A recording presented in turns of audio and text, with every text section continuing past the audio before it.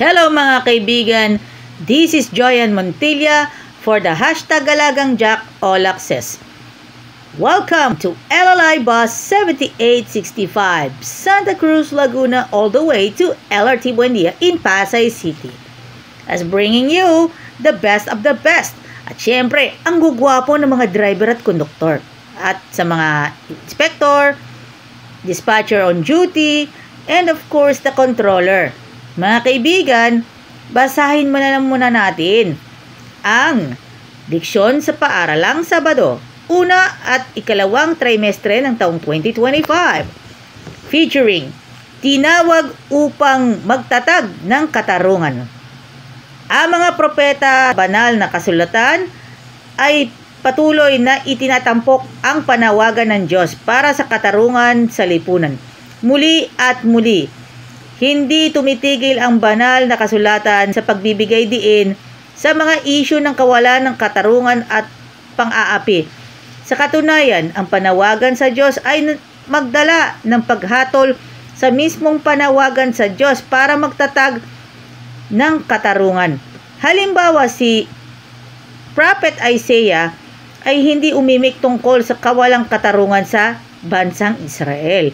Noong mga panahon yun, unang panahon pa yan ang kanyang mga salita at panawagan para sa katarungan ay dapat tumunog ng malakas at malinaw.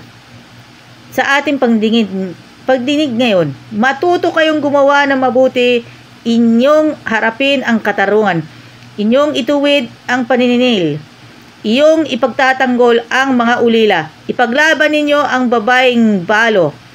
Karagdagan pa, ipahayag niya ang kabag-habag laban sa mga naguutos sa masamang utos at naglalayo ng katarungan sa mga nangangailangan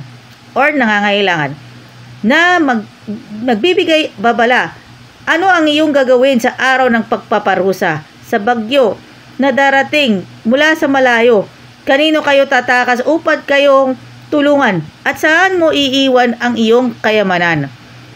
Sa katulad ng pararaan, ipahayag ni Jeremiah ang mensahe ng Diyos. Kabag-habag siya na nagtayo ng bahay sa walang katwiran at ng mga silid sa taas sa pamamagitan ng kawalang katarungan, na paglilingkod ang kanyang kapwa na walang upa at hindi niya bibigyan ang kanyang sahod. Di ba't ang iyong ama ay kumain at uminom ng nanggagawad ng katarungan at katwiran? Kaya naman yon ay ikabubuti niya, kanyang hatulan at kapakanan ng duka ng mga nangangailangan. At iyon ang mabuti. Hindi ba ito ang pagkilala sa akin? Sabi ng Panginoon. Baka isipin naman ng isang tao ng kawalan ng katarungan na isang alalahanin lamang ng isang propeta noong lumang tipan, Old Testament. Makikita na isang malinaw dito sa ibang lugar na sa ministeryo ni Jesus Christ, na ito ay lubos na inaalala mismo ni Jesus Christ. Kaya yan sinabi niya, kabag-habag kayo, mga eskriba at mga pariseyo, mga mapagkunwari, sapagkat nag-iika po kayo ng yerba buena at mga anis at ang kumino, at inyong pababayaan na mas mahalagang bagay ng kautusan, ang katarungan at ang habag na faith.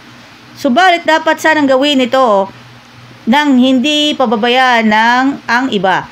Sa kaparehong talata ni St. Luke, si Jesus Christ ay nangangahoy na nagsinasabi tungkol sa kanilang pinapabayaan ninyo ang katarungan at pag-ibig ng Diyos. Ito po ang ating babasahin for Adult Sabbath School Lesson. At mag-shoutout muna tayo Shoutout muna tayo kay Fidel Buhalance, and of course Jomar Icaro, Tristan Jan Abaroa, Mark Noah Albuero, Anna Macy. Shoutout sa Santa Cruz Adventist Church, also as well as Pasay Adventist Church.